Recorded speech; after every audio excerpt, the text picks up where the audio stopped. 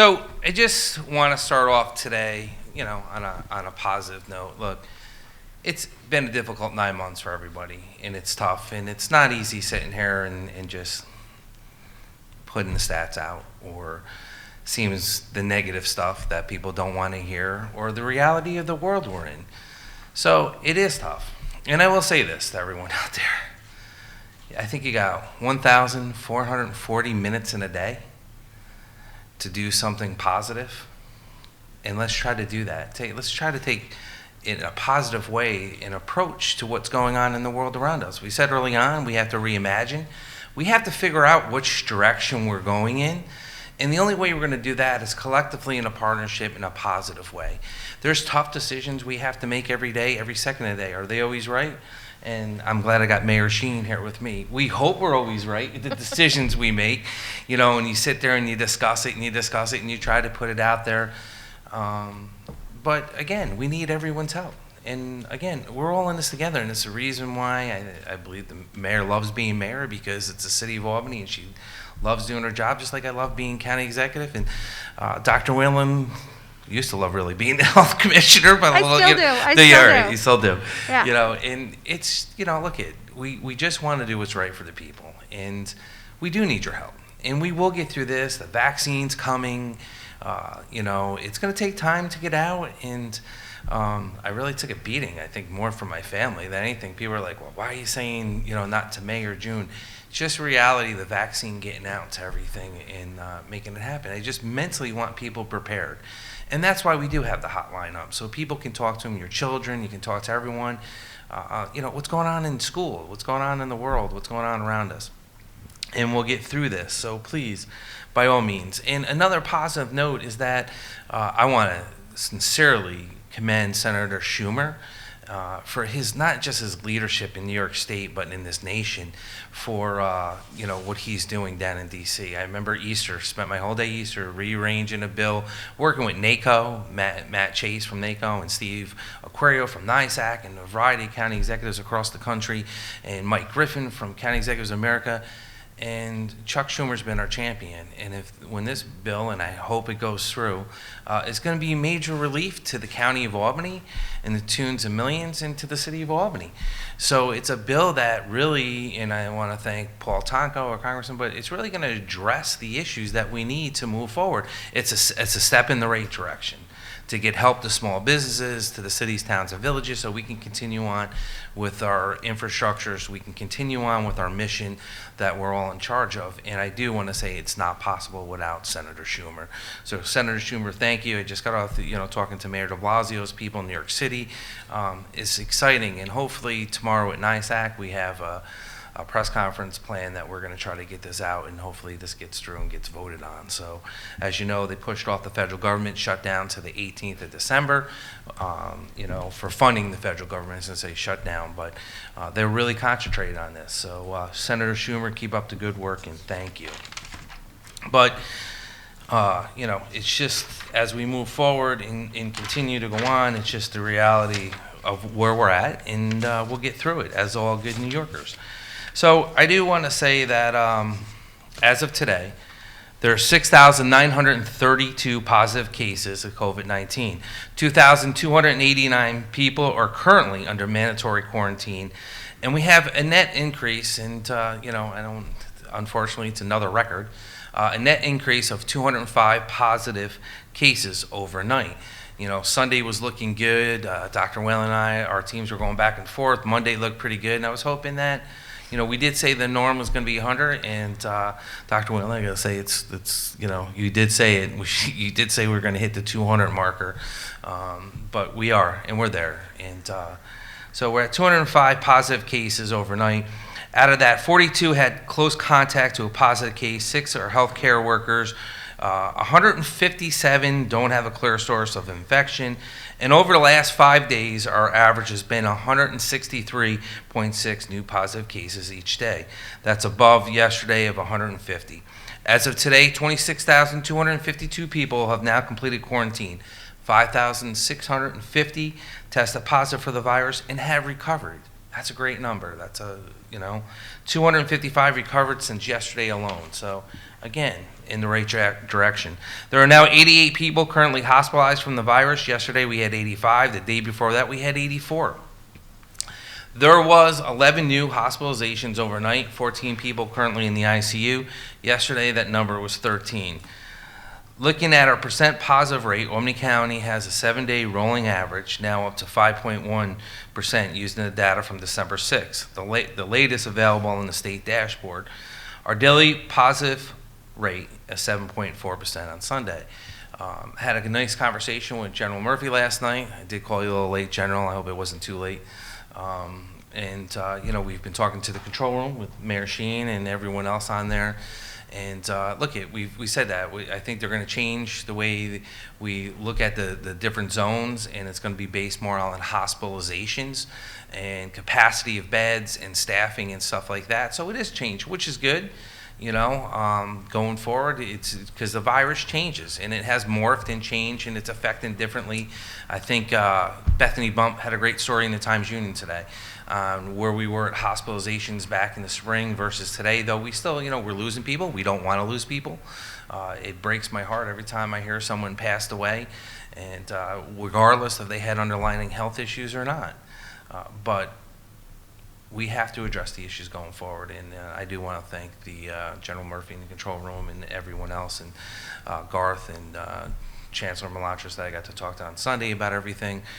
Again, we're faced with decisions we have to make, and we're trying to do this and go forward as we go forward. So we need, and I want to say this to the residents of Albany County, thank you so much for doing the right thing, because our numbers are lower compared to any place else in the state. Even though we're at the highest numbers we've been at, we're still lower than any place else in the state, I believe, and I could be wrong, but the last time I looked at it, we were doing better than most other people. So we don't want to get into the new matrix, because that means restaurants that are struggling, and Mayor Sheen can talk better about this than me, in the city go to 25% capacity. I don't see how they survive through the winter. It's going to be tough. So, that's where we're at on that. But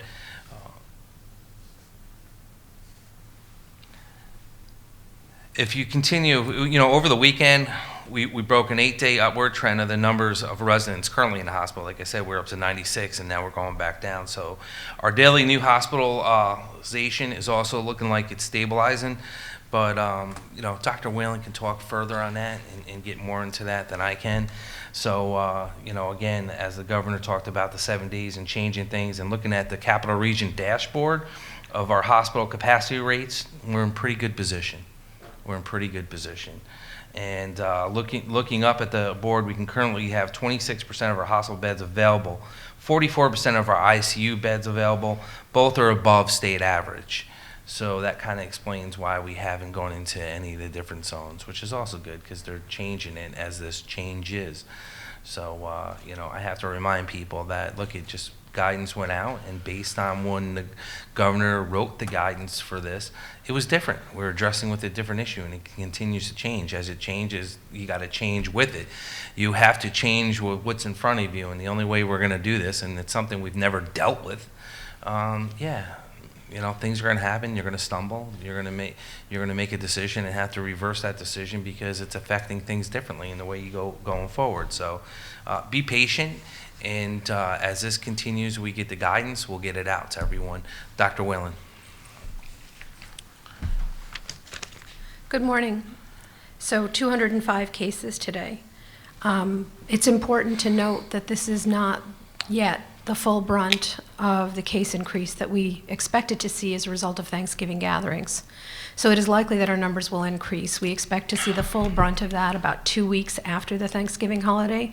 We're coming up on that, but we're not there yet. So we are seeing what I've been discussing as a concern all along, which is exponential growth. We're really starting to see our numbers pick up and pick up rapidly. And the particular concern is that this is happening as we get into the Christmas holiday.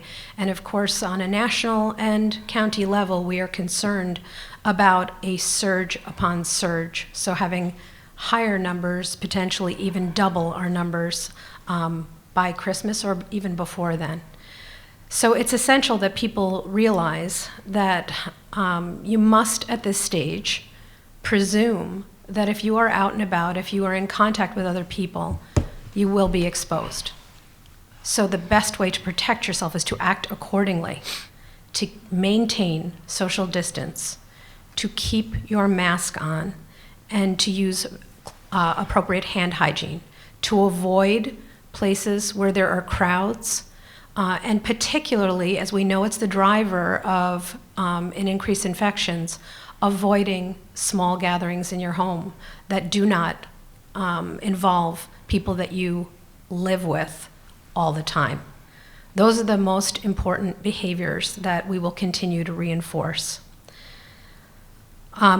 Because of the large number of cases, we are really getting a deluge of calls and doing a very large amount of case investigations at the health department. We are looking at scaling up. We have been looking at, well, we've been scaling up to meet the demands as this has started. But with exponential growth, sometimes there is a bit of a lag in getting trained staff on board to meet the needs.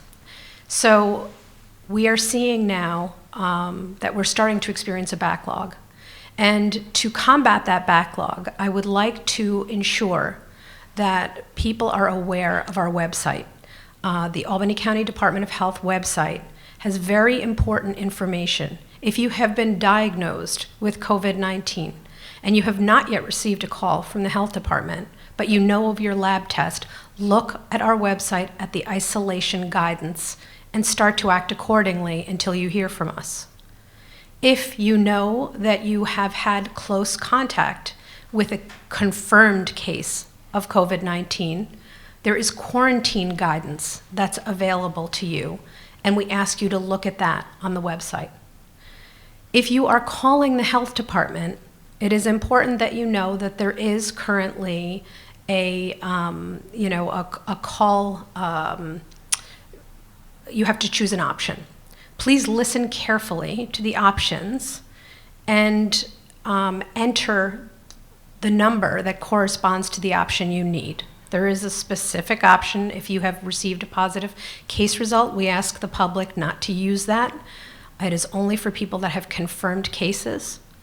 And again, if it is a question that can be answered on the website, please answer the question on the website. In terms of the hospitalization numbers, we are seeing higher hospitalizations than we saw in the spring, but they are holding steady. Again, there is a caution with this, that when we see a surge in cases, hospitalizations usually lag about 2 weeks behind. So I would continue to be looking very carefully at those numbers.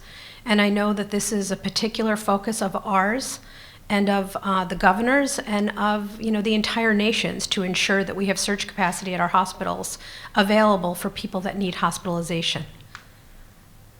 You can still make a difference with your individual behavior, and in fact, it's really all you can do right now. Know that every time you interact with someone else, you can do something to help this. Wearing masks helps. It will decrease the overall number of hospitalizations and deaths. It will decrease the amount of people that get infected. Keep your distance. Keep making sure that you are assessing with every time you go out whether it's something that you need to do. And again, start to plan Christmas differently this year. It is going to be difficult with people traveling. It is important to, if you have people coming home, to make sure that they can be tested, to make sure that they follow quarantine advice for out-of-state residents and get retested once they are in the state. And if you have a member of your family that is quarantined, it's important that you know what you need to do in the house to protect yourself. One of the most frequent questions that we get is, one of my children was quarantined. How does that make sense?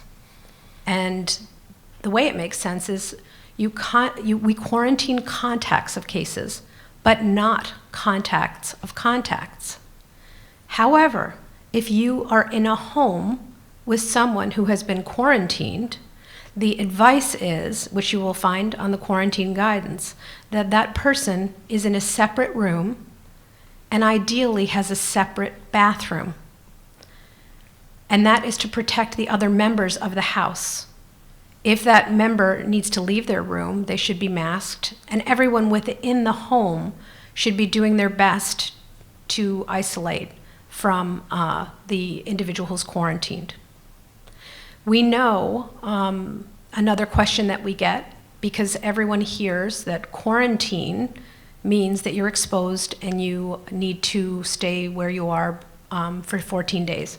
And I will, again, I know there's the CDC has shortened the guidance with an opt-out at 7 days to 10 days. The State Health Department has not yet updated their guidance. We anticipate they might, but in the meantime, we are going to continue to follow the guidance we've been utilizing. But if you are, for example, a mother who has a child who has COVID, that child would need to be isolated for 10 days. We hear often from parents, and I understand as a parent myself, I cannot stay separate from my child, particularly if they're a young child. So in that circumstance, the recommendation for quarantine would be 14 days from the last exposure to the ill individual. So in that scenario, a child or other household member would need to be isolated for 10 days, and the last infectious day would be considered that last day, and then the quarantine would start on that day. So it is something that people are ill-prepared to do when you consider that that could be 24 days that they are unable to go to work or go outside or go to school. But it is something that people should be aware of. This is what you're protecting yourself from, what you're protecting your family from every time you put on a mask, every time you wash your hands, every time you limit your interactions with others. So again, I encourage people to look at our website. If you're calling the department, please follow the necessary prompts. And unfortunately, I have to ask for some patience at this time as we continue to keep up with the increasing demand of caseloads that we have within the county. Thanks. Thank you, Dr. Whalen. And to a good partner, Mayor Sheen, who obviously these last 9 months, 200-something days, we've gotten a lot closer, a lot of phone calls, a lot of back and forth. And I do want to thank you for always being there for me, you know, with advice and helping us out in back and forth how we can work together in a partnership. You know, because again, we represent the same people, we have the same mission, and it works better when you get along in government versus, you know, pushing back and forth. So I do want to thank you and commend you for your leadership through this whole COVID-19 and everything else that you're doing in the city. But Mayor Sheen. Thank you so much to you and to Dr. Whalen for your leadership. I've sat at this table a few times now since this all started.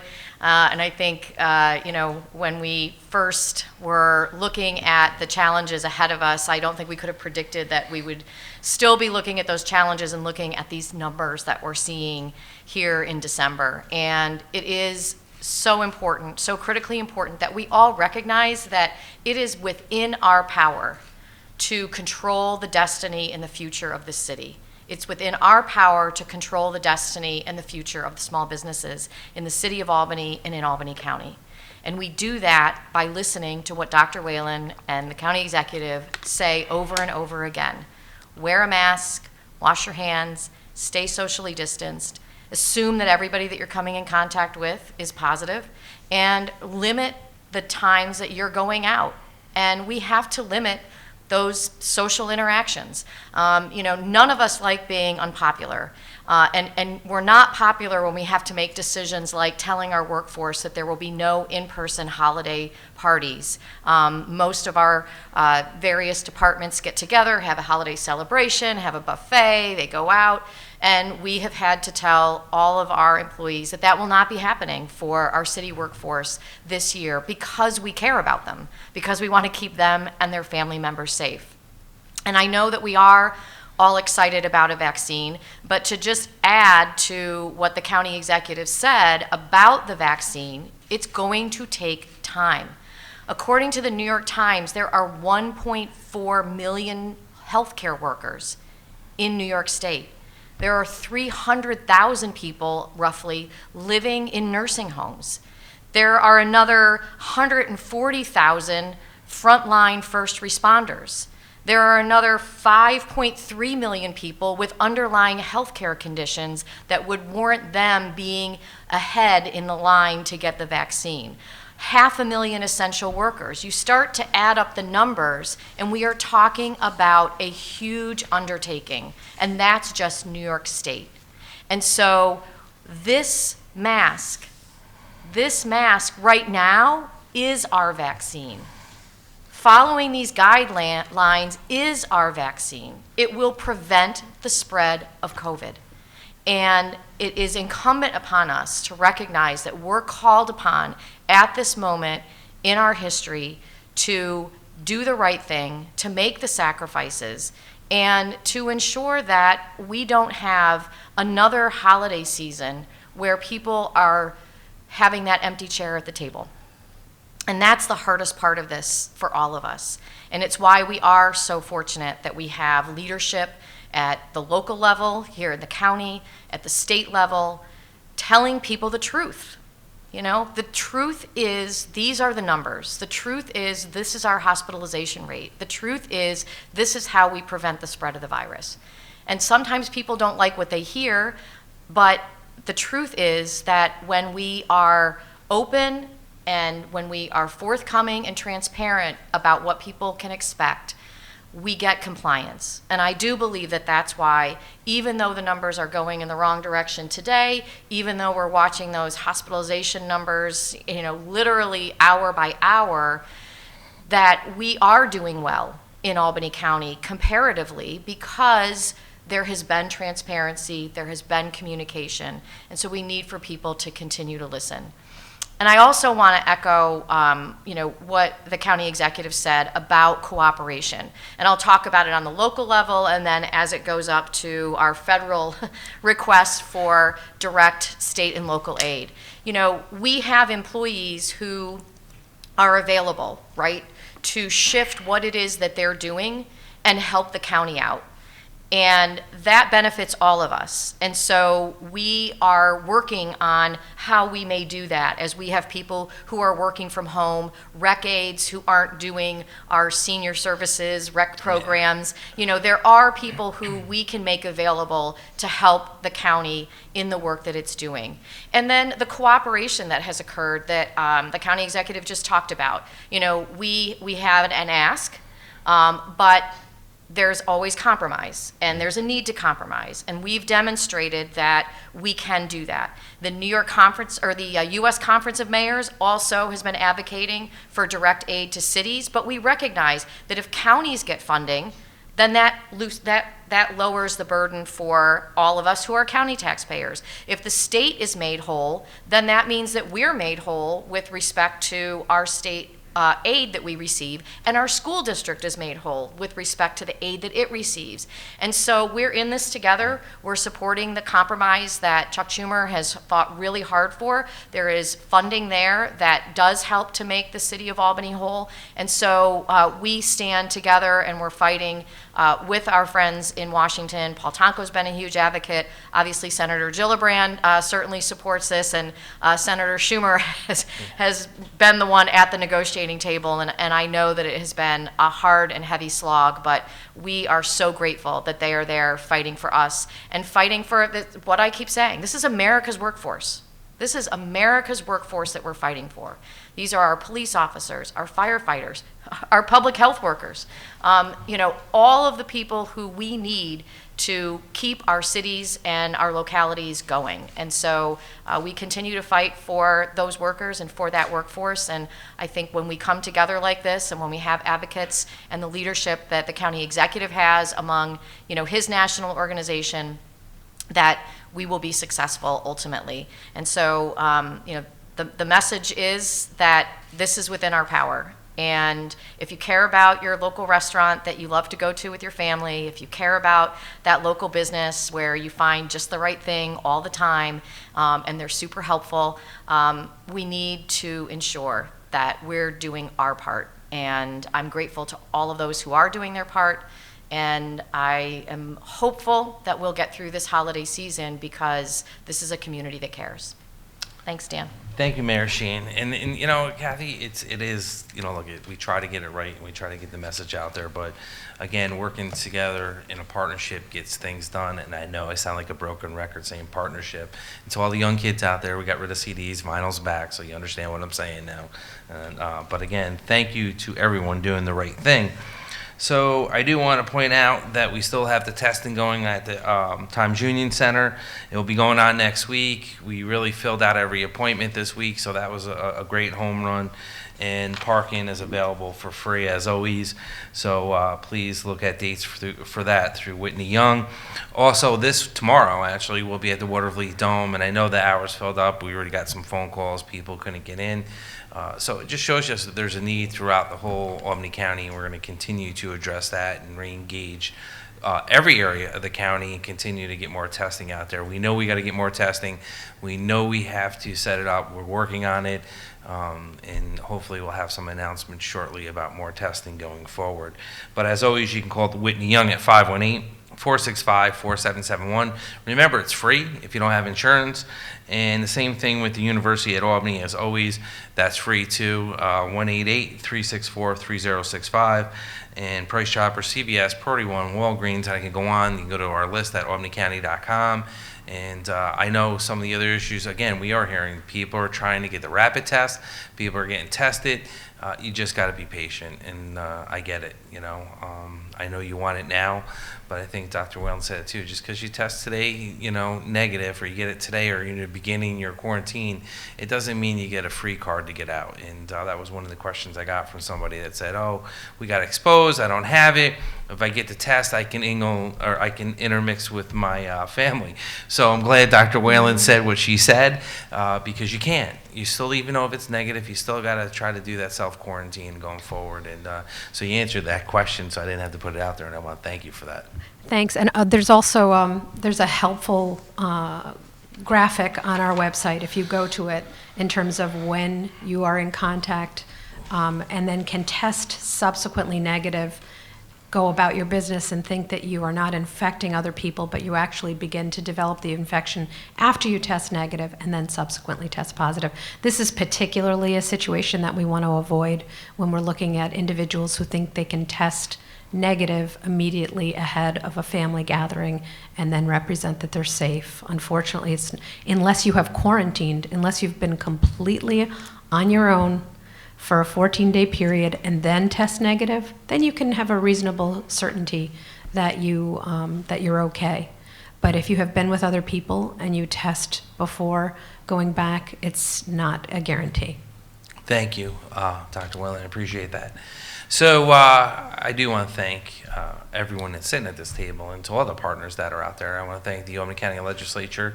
Last night passed our budget unanimous, so thank you, Chairman Joyce, and we're in the Harold Joyce building. Your dad would be proud of the work that you're doing in the legislature, and thank you for that partnership with Wanda Willingham and all them, and Gary Demolowitz and everyone else that's been involved with this process. I can't thank you enough to get us through this and give us the foundation we need going into the future.